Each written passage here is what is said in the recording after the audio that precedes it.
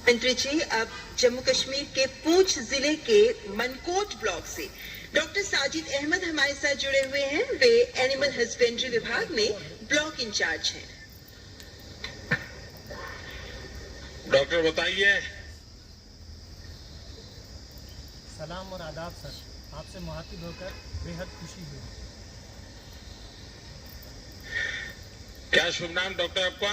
Sir मेरा नाम doctor Sajid Ahmed है। मैं officer in charge animal husbandry Mankot से।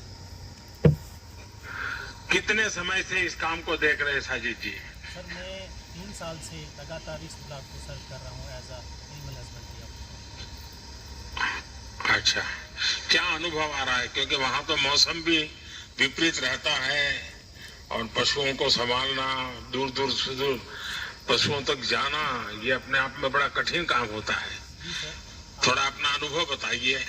जी सर, आपने ठीक फरमाया। जैसा कि आप जानते हैं कि हमारा ब्लॉक मनकोट देश के उत्तर पश्चिम इलाके में LOC पे है और मेरे ठीक पीछे जो पहाड़ी आप देख पा रहे हैं ये LOC की ही पहाड़ी है। हमारे यहाँ अमूमन लोग ट्राइबल हैं और वो सालाना माइग्रेशन करते हैं, जिनमें ज़्यादातर लोग गर्मियों में अपने माल मवेशी को लेकर हाई पास्चर लैंड पे चले जाते हैं और सर्दियों के आते ही वो लो लाइंग एरिया की तरफ रूट अपना कर लेते हैं। इस सफ़र के दौरान जानी माली और जानवरों का नुकसान से बचाने के लिए हमने इनको ट्रक ट्रांसपोर्टेशन जैसी सुविधा फराहम की। इसके साथ साथ वेटनरी और मेडिकल अवेयरनेस कैंप्स भी ऑर्गेनाइज किए और सर हम ये भी कोशिश कर रहे हैं कि हम ट्रांजिएंट एकोमोडेशन भी उनको प्रोवाइड कर सकें। हमारे ब्लॉक मनकोट में गुज्जर और पहाड़ी दोनों लोग एक और समस्या से जूझते हैं, जिसमें जब वो सर्दियों में लो प्लेन्स एरिया में आ जाते हैं तो उनको फॉडर की कमी होती है। इसको मद्देनज़र रखते हुए feed and fodder development schemes के तहत हम ब्लॉक में फॉडर डिपोज इस्टेब्लिश कर रहे हैं ताकि बिना रोक टोक के हम इन्हें सर्दियों में भी फॉडर प्रोवाइड और फराहम कर सकें। अच्छा, बीमारी की स्थिति को एक सीरियस नेचर का कोई समाचार आ जाए और पैंडेमिक की संभावना नजर आए तो इसमें आपके लिए क्या प्लानिंग होता है? सर जैसे कि लास्ट टाइम हमारे ब्लॉक में लंपी स्किन डिजीज़ की भी आउटब्रेक हुई थी, तो उसको मद्देनज़र रखते हुए आपको पर्सनल एक्सपीरियंस शेयर करना चाहता हूँ कि हमारे ब्लॉक में जब हमें ऐसी डिज़ीज़ नई डिज़ीज़ हमारे पास रिपोर्ट हुई तो सबसे पहले तो हमने हमारे हायर अथॉरिटीज़ को ये बताया कि हमारे यहाँ एक नई डिज़ीज़ आई है। फिर सरकार के सहयोग से, लोगों के सहयोग से, यहाँ के PRIs और सरपंच BDC उन सब से मिला के लोगों को अवेयरनेस जगह जगह पहुँचाई, अवेयरनेस कैंप ऑर्गेनाइज किए क्योंकि वो एक वायरल डिजीज़ थी। तो इसको टैकल करने के लिए हमें ट्रीटमेंट से ज़्यादा अवेयरनेस और इसके फैलाव को रोकने के लिए कोशिश करनी थी। हमने ज़्यादा से ज़्यादा अवेयरनेस प्रोवाइड की लोगों को ताकि वो अपने माल मवेशी को इस बीमारी से बचा पाए।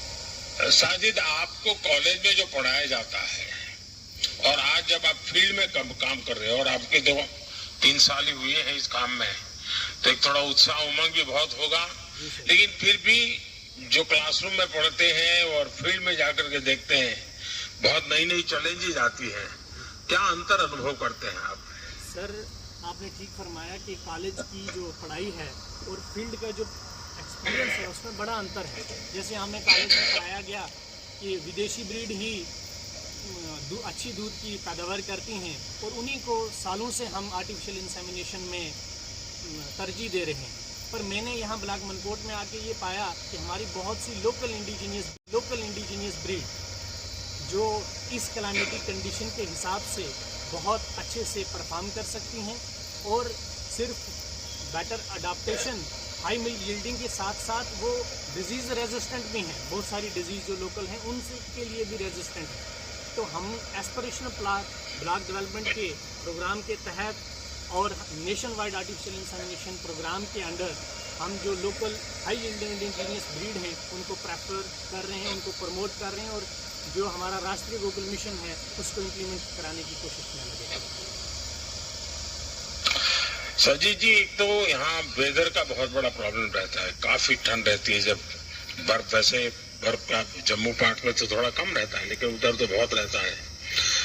उस पशुपालन के काम में जो हमारे गुजर भाई बहन हैं उनको बहुत सारी दिक्कतें आती होगी। इससे मुक्ति पाने के लिए आप किस प्रकार से सरकार की तरफ से गाइड करते हैं या अपनी मदद करते हैं, क्या करते हैं? सर उसके लिए पहले तो हम उनको कुछ जर्नल गाइडलाइंस के तौर पे उनको अवेयर करते हैं कि आपने अपने माल मवेशी को किस तरीके से सर्दी के और बर्फबारी से बचाना है। जैसे कैटल शेड प्रोवाइड करवाते हैं थ्रू डिफरेंट गवर्नमेंट स्कीम्स के, जिनमें उनको हेल्प मिलती है, 50% सब्सिडी मिलती है कंस्ट्रक्शन में, उनके थ्रू हेल्प करते हैं। दूसरा हम ये करते हैं कि जब वो हाई पास्चर लैंड से माइग्रेट होकर नीचे की तरफ आ रहे होते हैं तो हम ट्रांसपोर्टेशन फैसिलिटीज़ प्रोवाइड करते हैं ताकि वो जल्दी से आ जाएं और रास्ते में जो बर्फबारी के चांसेस हैं उनको हम रिड्यूस कर पाएँ। और इसके साथ साथ हम उनको जो फॉडर डिपोज एस्टेब्लिश करा के जो सर्दियों में घास की कमी की वजह से जानवर में डेफिशिएंसी प्रॉब्लम ना आए, उनको टैकल करने के लिए हम फॉडर डिपोज की हेल्प से उन्हें फॉडर्स प्रोवाइड करते हैं। हमारे देश में एक कोविड वैक्सीन को लेकर के तो देश को पता है कि देश में 200 करोड़ से ज्यादा मुफ्त वैक्सीन के डोज दिए गए हैं, लेकिन बहुत कम लोगों को मालूम है कि हमारे देश में पशुओं के लिए फूट एंड माउथ जो डिसीज है उसके लिए मुफ्त में बहुत बड़ा वैक्सीनेशन का अभियान चल रहा है और पशु के लिए ये बहुत अनिवार्य भी है। आपके यहाँ उसमें क्या प्रोग्रेस हो रही है? सर जब से ये फ्री ऑफ कास्ट FMD की वैक्सीन जो सरकार की तरफ से NADCP प्रोग्राम के अंदर आई है, हमने मास लेवल पे यहाँ लोगों को, क्योंकि ये FMD डिजीज़ मोस्टली तब आती है जब जो हमारे यहाँ के ट्राइबल्स लोग हैं वो अपर रीचेस से लोअर लैंड में आते हैं, तो वहाँ से ये वायरस हमारे यहाँ लोअर प्लेन्स में भी स्प्रेड होता है। तो हम वहाँ पे भी वैक्सीन करते हैं डॉग्स में जाके, और यहाँ पे भी ऑलरेडी जो यहाँ लोग और जो जानवर रह रहे हैं इनको भी वैक्सीनेट कर देते हैं ताकि इस डिजीज़ की प्रेवलेंस को रोका जा सके और हमारे जो FMD की वजह से जो लोगों की लिवलीहुड में और उनकी आमदनी में कमी आती है उसको टैकल कर सकें, और इसका बहुत बड़ा हमें रिजल्ट भी दिखने को मिल रहा है। साजिद जी, मुझे अच्छा लगा क्योंकि मैं किसी जमाने में जम्मू कश्मीर इलाके में बहुत काम करता था। ये आपके मनकोटे में भी मैं काफी भ्रमण कर चुका हूँ। गुजर परिवारों से मेरा नाता भी बहुत रहता था क्योंकि मेरे कच्छ के लोग और गुजर परिवार पहनाव वगैरह सब में बहुत सिमिलैरिटी लगती थी मुझे, एक अपनापन महसूस होता था। लेकिन इस दुर्गम क्षेत्र में आप काम कर रहे हैं, मैं आपको बधाई देता हूँ। आइए, और कौन है अभी?